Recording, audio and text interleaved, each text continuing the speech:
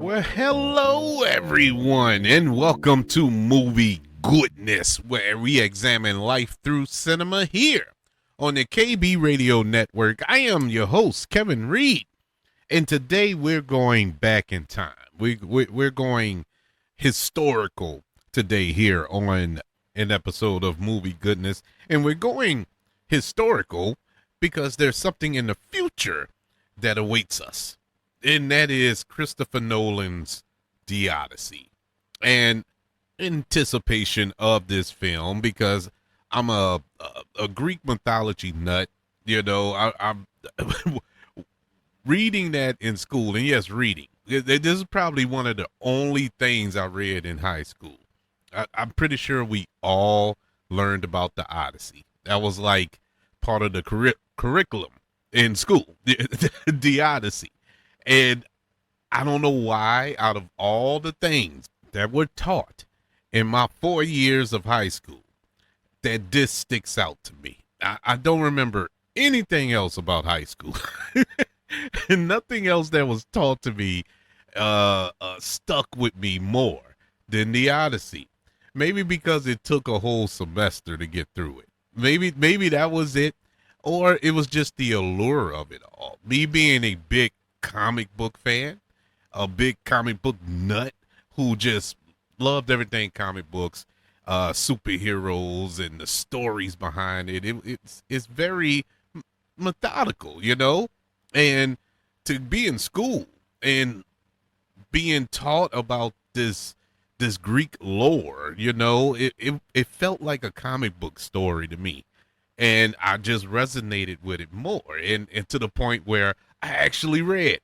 I actually read the story. Well, as much as I could around that time, because the Odyssey is something. It's more of a mini series than it is just one book.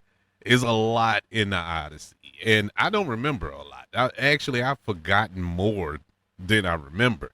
Uh, it's been so long.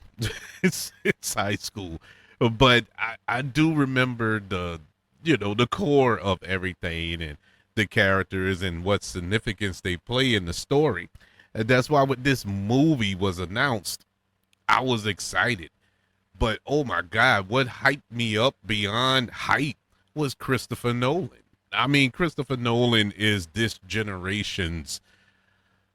Who can I compare him to? I don't want to say Spielberg, because Spielberg is still making movies, not to the level that he did back in the 70s and 80s and 90s as well. But he hasn't been knocking it out of the park. Disclosure Day, which I felt was a real good film, but it wasn't a Spielberg film. A Spielberg film is something of an event.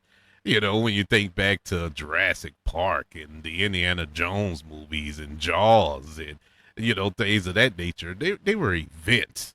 Now he just makes good movies. And that's kind of a step down for him.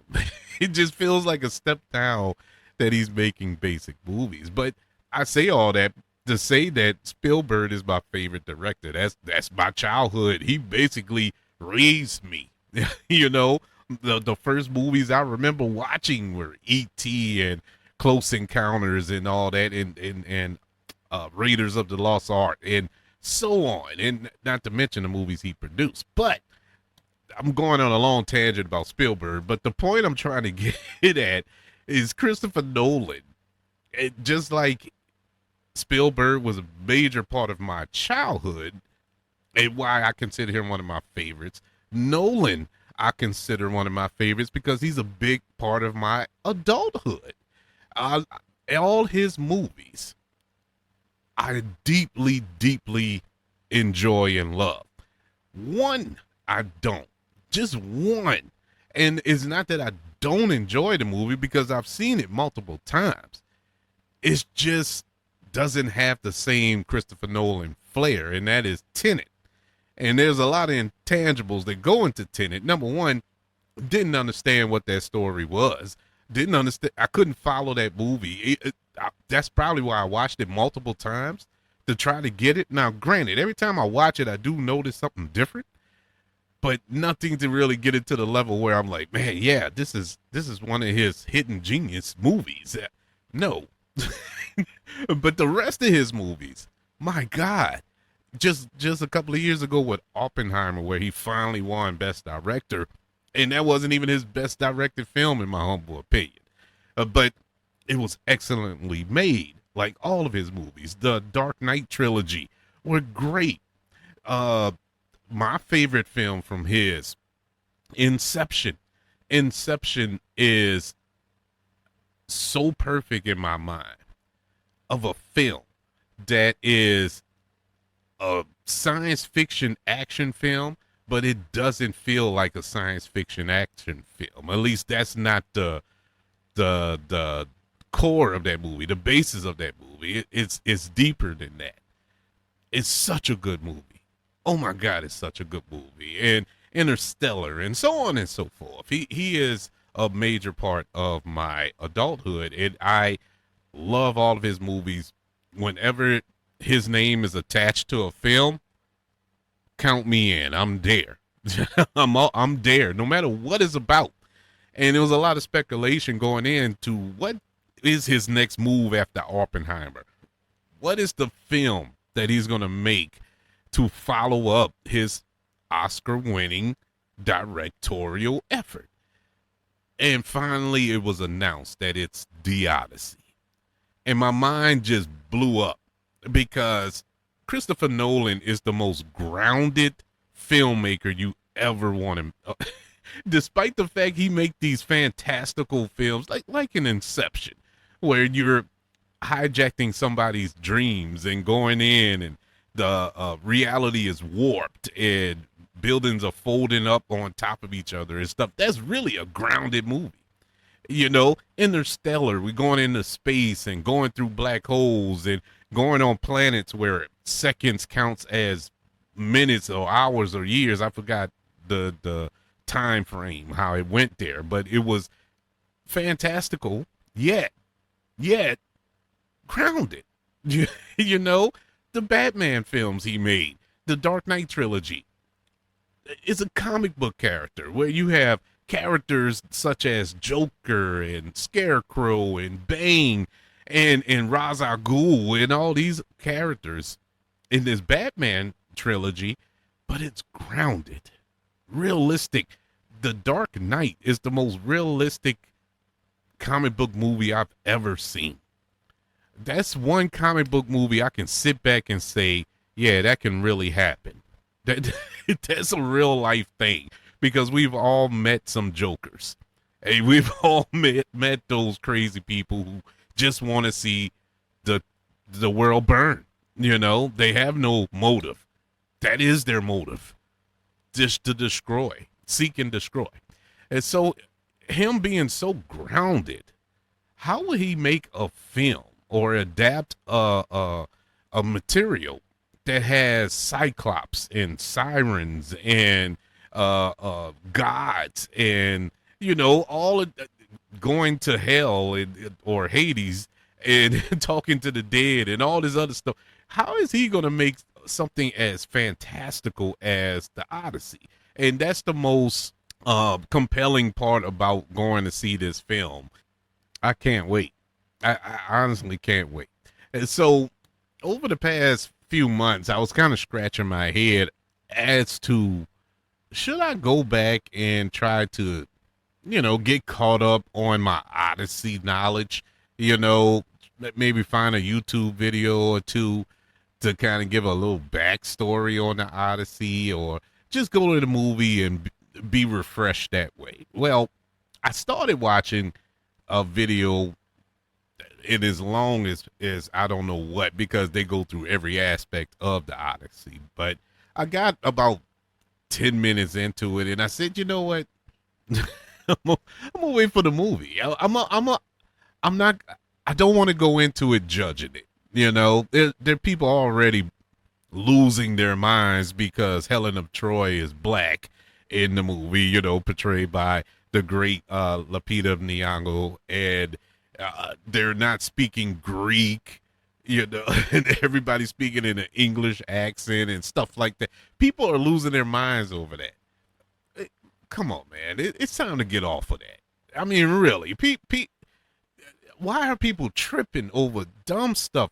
It shouldn't have just be, in the case of Lupita Nyong'o playing Helen of Troy, shouldn't it be just the best actress for the role? It shouldn't have to come down, well, she's not white. She's not as beautiful. Number one, Lupita Nyong'o is beautiful. She may not be a beautiful to you, but she is a beautiful woman to many people who look at her. And so let that go. And the person you may have in mind for it may not be beautiful to me. You know, like, oh, they could have picked somebody better than that. You know, everybody's taste is different. It's all subjective, you know. So let it go. Just let it go. But there's already so much foolishness surrounding it. I didn't want to go into it and judging it off. Oh, that's not accurate. Icarus didn't do this, or no, that's not what was written. You know, and stuff. I want to see Christopher Nolan's version. And so, what I will do today, we're just going to get kind of a refresher for those of you who just want a refresher. Because just like me, it's been well over 30-something years since I learned this in high school. So I just want a little refresher. And in honor, since this is movie goodness and we do talk movies here, I'm going to review a film that is loosely, and I mean loosely, based on Homer's Odyssey. It is the 2000 film from the Coen Brothers, starring George Clooney. Oh, brother, where art thou? And now a lot of people, I know a lot of people don't even realize that that was an adaptation of the Odyssey, but it was. It loosely, loose as loose can get, but yet so close to it. You know, you can follow that and know that, okay, I know precisely what their interpretation is here, what they're interpreting from the Odyssey in this movie. And it is night and day. This is a pure comedy, but we're going to review that in honor of everything Odyssey. Yeah, they had other adaptations. They had a miniseries that came on television, I think in the 90s with Amon Asante, if I'm not mistaken. And I think a 1950s film based on it and all this. I think we watched that one in school. That was Kirk Douglas, if I'm not mistaken. I think he was Icarus. I could be wrong. Or Ulysses. I mean, not I keep saying Icarus, but Ulysses. But why review those just basic interpretations and go against the grain with Oh Brother, Where Art Thou? And so we'll do that at the end. But before we do that, let's go over the Odyssey. And I'm not going to go about the story and the plot and all this here. Really don't want to spoil anything. And in case you didn't read it in high school, maybe it was just down here. I don't know. But in the event that you don't want to be spoiled, you don't want to know anything about the Odyssey and blah, blah, blah, you know, I'm not going to go into all of that, you know, save that for the film that comes out, or you can read the actual literature from Homer. But anywho's, the Odyssey, it is one of two major epics of ancient Greek literature that stands here, that they can actually date back. There are two of them, and they both were contributed by Homer. The other is Oilidid. I can never pronounce it, but basically that tells the story of Troy, that 10-year battle that includes the Trojan horse and all this other good stuff. And so that was like the prequel to the Odyssey, if you will, or the Odyssey is the sequel to that story. But those are the two oldest surviving works of literature known to man. The Odyssey was divided into 24 books. So it wasn't just one graphic novel of of the story of Ulysses trekked back home after the Trojan War. It was divided into 24 books. That's why it took an entire semester in high school to go through. And it follows Ulysses. He's the king, and this is his homecoming journey after the Trojan War, that 10-year long war. And that journey from Troy back home, he is tested. He goes through another, I don't know, mini trials, I should say, for another 10 years. So it was 20 years since he's been home. And during that time, he had to encounter a cyclops. He had to encounter the sirens. He had to encounter Greek gods like Athena and Poseidon, and so many, so much he had to go through in order to get back home. Meanwhile, you have his wife Penelope and their son. They're back at home, and after 20 years, they pretty much assumed he was dead. And you got a bunch of suitors who are in the home, all vying for Penelope's hand in marriage. And the whole kick there, the little thing there, she had to choose a suitor. But she finally believed that her husband was still alive and he's coming home. And so the deal was, she was sewing this I don't know, quilt or whatever. And when she finished sewing it, that's when she's going to pick one of the suitors. So she drugged this on for many years she sewed during the day, and during the night when everybody's asleep, she undoes what she's done. So she'll never finish. And so that was the whole kick with that. Then you have the story of the son, and he's going on his own journey to try to find his father, even though he barely knows his father because he's been gone for 20 years. But this story by Homer, they really don't have a date on when it actually came to be. A lot of historians have different dates. Some believe it was the 8th century BC, 7th century BC, or mid 6th century BC when this was actually composed. But it came a part of Greek literature canon around that time. But there was also another change around that time. You notice I called him Ulysses, but it changed over time, with interpretations and everything. It changed from Odysseus to Odysseus. And so I believe they're calling him Odysseus in the Nolan film. So we'll rock with the Odysseus. But another note, in my little research, I found out that scholars, they're divided on whether any of the places the Odysseus visited was actually real. Some believe they were real. Some believe that some of these events were true. Yes, added with a little flair. But that this journey was actual truth. He probably didn't encounter, Cyclops and all that, but who knows? Who knows? We read the Bible, those of us who are believers, we believe that there's a lot of fantastical stuff that took place. And so, hey, who's to say that no fantastical stuff took place here? And quite honestly, if you are a Bible reader, you know that there were giants in the Bible. There were what they called them. Oh man, I'm getting myself in trouble here because I'm supposed to know this, but they're dragons. They're what you call the ones with the angels? The angels had mated with humans. And yeah, they're giants, but they go by another name. I don't know why it's escaping me right now. But anyways, who's to say one wasn't a cyclops? Who said one didn't have an only one eye? So they maybe, maybe. I'm of the belief that it's possible, and I consider myself a man of faith.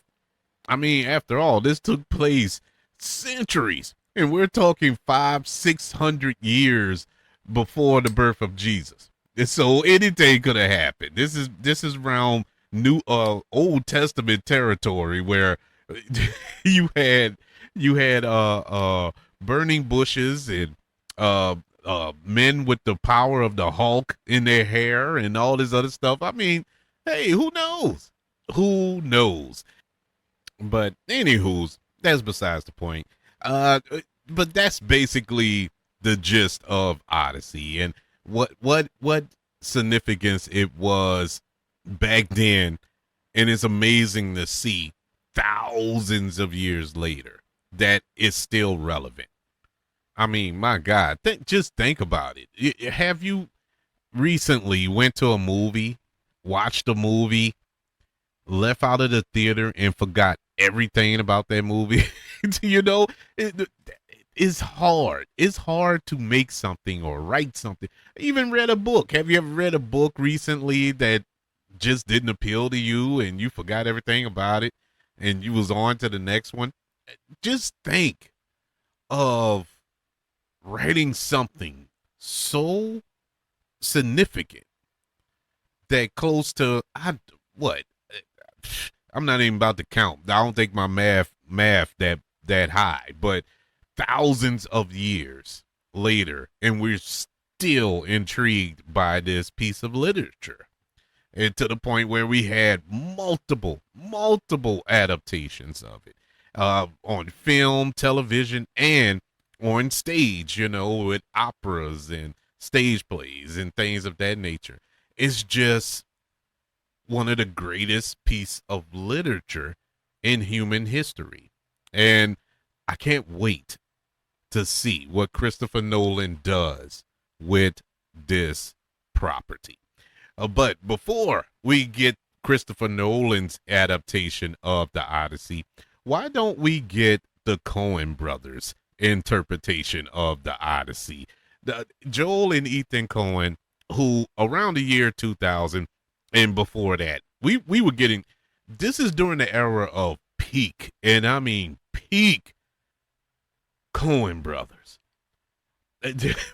Around this time, we're getting Fargo, Oh Brother, Where Art Thou, The Big Lebowski. I mean, they were firing on all cylinders. And to be completely honest with you, their whole filmography is nothing but banger after banger after banger, going all the way back to 1984 with Blood Simple, and then giving us Raising Arizona with Nicolas Cage. Oh my God.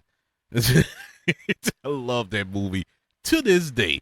Barton Fink and Miller's Crossing, and then you get No Country for Old Men and True Grit, and they were just giving us, they were doing God's work. I'll just put it plainly like that.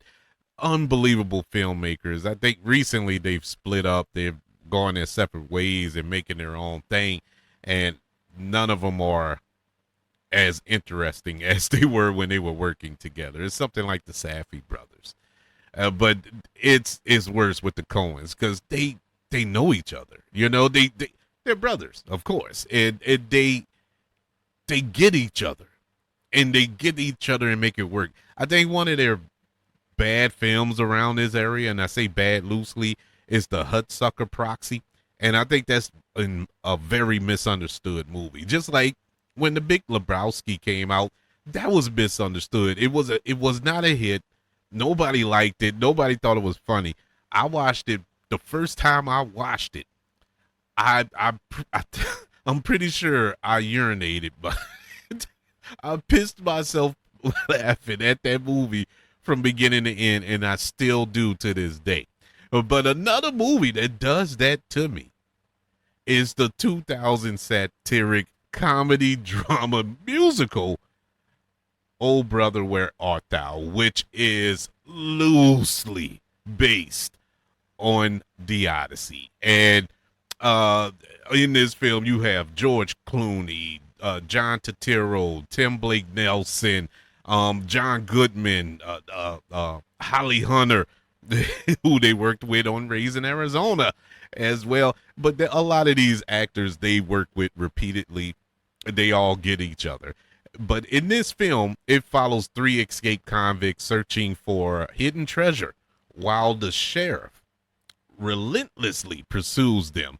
It's a story of a modern satire which incorporates social features in the American South around that era, and it is, of course, loosely based on the Odyssey. Uh, the main character is named Ulysses, uh, which is the Roman name for Odysseus, and the title of the film is a reference to a 1941 movie entitled Sullivan's Travels, which the protagonist is a director who wants to make a film called Oh Brother, Where Art Thou? Oddly enough, and that was based on a fictional book about the Great Depression. But this movie features folk music and that I've never gotten into. I've never even listened to a folk song before this movie.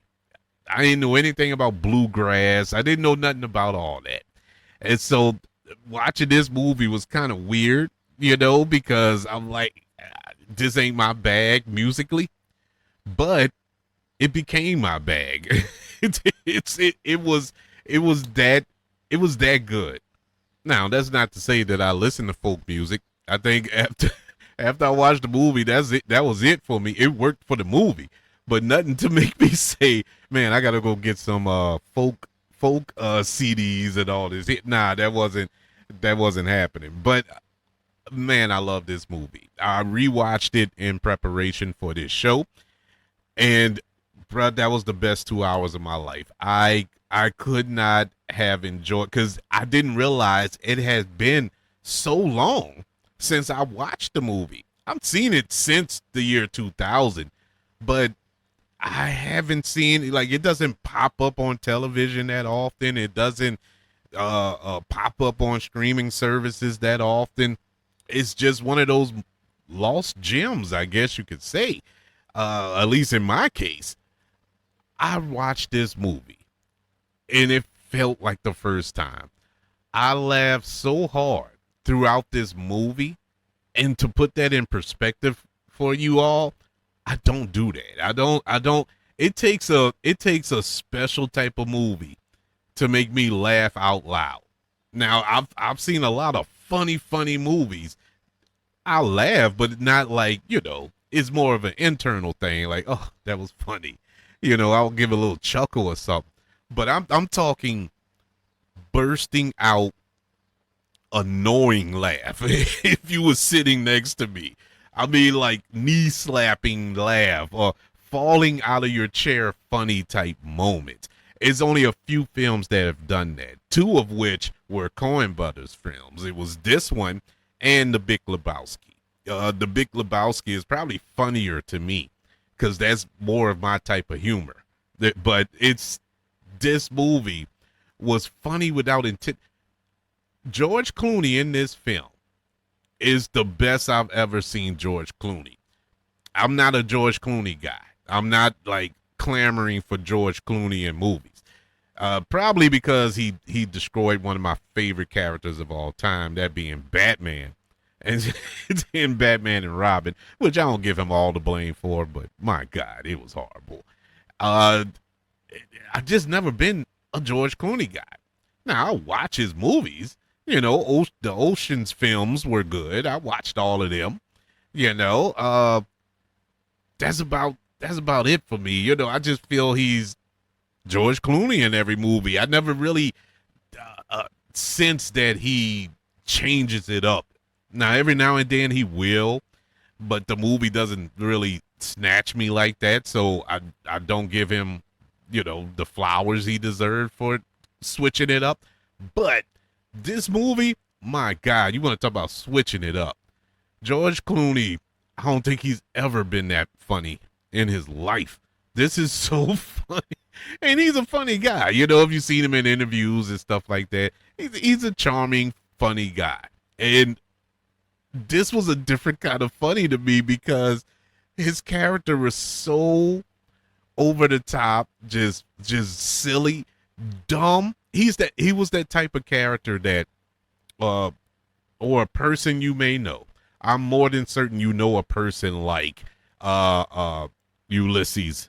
Everybody knows a Ulysses who thinks he's the smartest person in the room, but really is the dumbest person in the room. But you're captured by the charm and the elegant way that they speak, that for a split second you believe that, oh, they know what they're talking about. Oh, this guy is really intelligent. But when you really sit back and listen to what they're saying, oh, he's an idiot.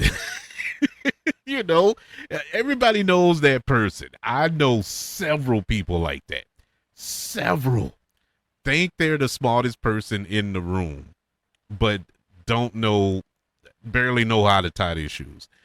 But Ulysses is that character. He is, because this is set in rural Mississippi, and I forgot what year it's set in, but during the Jim Crow era, well before that, but real dirty South era of Mississippi, and everybody talks with that Mississippi slang, which they all do great. And I know Mississippi accents. My mom, dad, uncles, and my whole family is Mississippi bred and born. So I know a Mississippi accent when I hear it. And these actors do it. Yes, they do add a little over the topness because every actor or whoever thinks that everybody talks like they have a mouthful of grass or whatever, mud in their mouth or something. They got to put that extra little slang through it. But they don't talk like that. I never did because I was born in Louisiana. So I had a different, out of all of my siblings, I think I'm the only one to be born in Louisiana. Everybody else, my brothers, my sisters, my mom, my dad, my uncles, and all of them were born in Mississippi except for me. I'm the black sheep.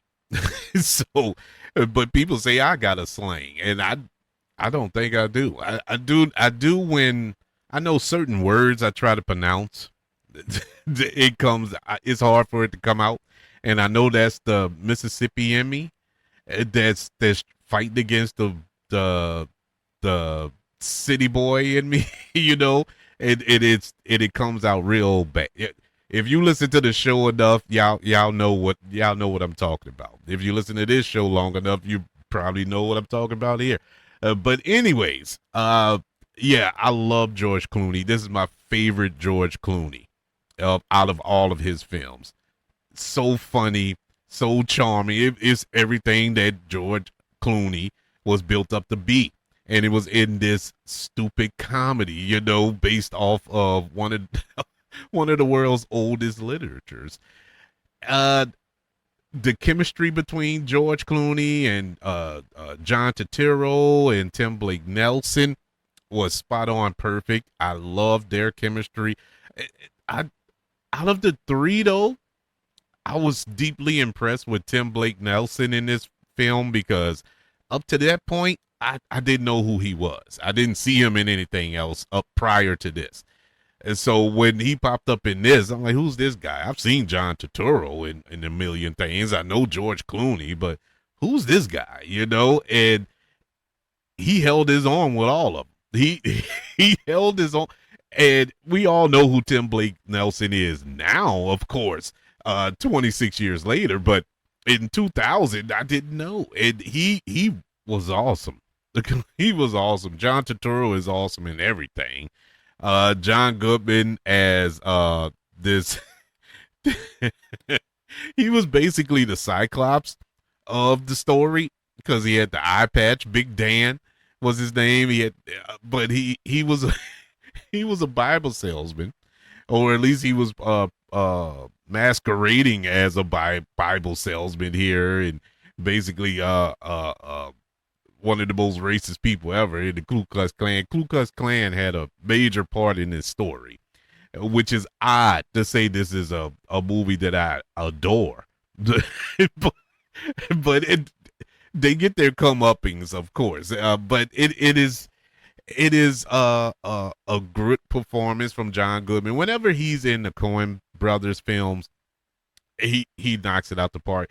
My favorite part about The Big Lebowski, what makes it such a classic to me, what makes it such a beloved film to me, is John Goodman in that movie. He stole the movie. He was so good in The Big Lebowski. Oh my God. And in this film as well, him being this slick oil salesman and basically a con man, the way he conned our main characters in this movie, our protagonist, it was just brilliant. You know, to say he wasn't in the film long, I think what, two, maybe three scenes, and they weren't big scenes, but he made the most of the time that he was on camera. Holly Hunter is another joy to watch on this film. Her playing her playing the wife of George Clooney in this movie, and when he finally gets back to her, and they're talking about she's talking about her new fiance that's going to take care of her, and there are 15 girls they have together. I forgot how many girls it is, but uh, and she kept the way she just, and this is Coen Brothers signature, them writing this line or writing this comedy, whereas they kind of repeat themselves over and over, but it works within the telling of the story of the scene.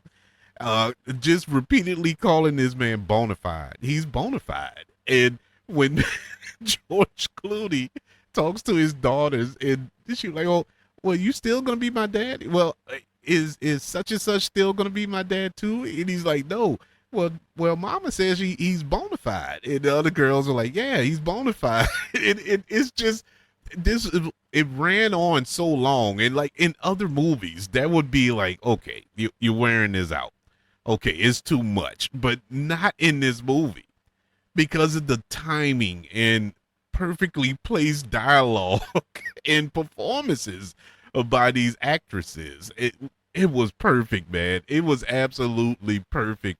Love that section of the film. Love the section of the fact that what saved them was going and hustling this blind radio guy and telling him that they're black performers at first, and he's like, "Oh well, we don't really deal with color folk and all this here." And he's like, "Oh no, we just said that."